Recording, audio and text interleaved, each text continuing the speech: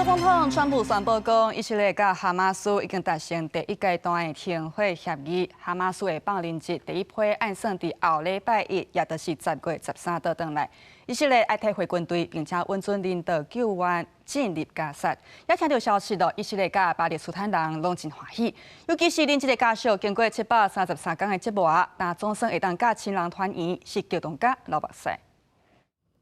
美国总统川普甲内阁团队特别暗时伫白宫举行的电视转播会议，特别结束时阵，国务卿卢比奥雄雄向前，互川普一张纸条啊，搁伫伊的耳边讲话，三人拢想袂到选起这一步，伊是白宫发言的惯用语，和平总统历史性的一刻。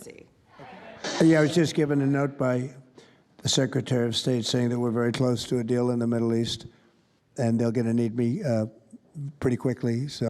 川普社群媒体当日发文宣布，以色列甲哈马斯达成20点和平计划第一阶段协议，所有人质真紧就被放出来。以色列军队也撤退到约定界线以外。美国讲这是走向共同应持久和平的第一步，各方拢会被公平对待。以色列总理纳坦雅胡哈马斯高层了后，也拢陆续证实停火讲和进展。虽然具体详细内容还未公布，不过应确定是20个还阁活的以色列人质，伫经过733天的苦难了后，总算应回去，甲亲友团圆。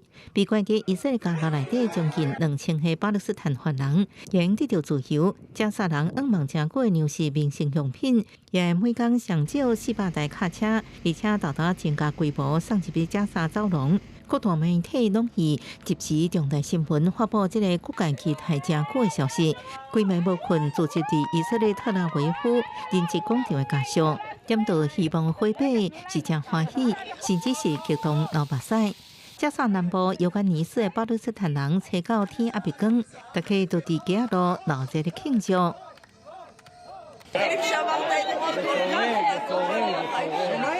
الحمد لله اليوم أعلن الرئيس ترامب إنه الحرب وقفت وإحنا والله كتير مبسوطين إنه الحرب وقفت。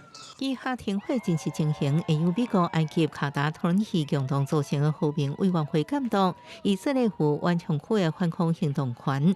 川普阁有告就愿伊的亲身去中东，各界伫一片欢喜的气氛的时阵，部署伫以色列南部边界，国际媒体镜头依然翕到炮弹伫加沙天顶爆炸画面。公视新闻王慧文编译。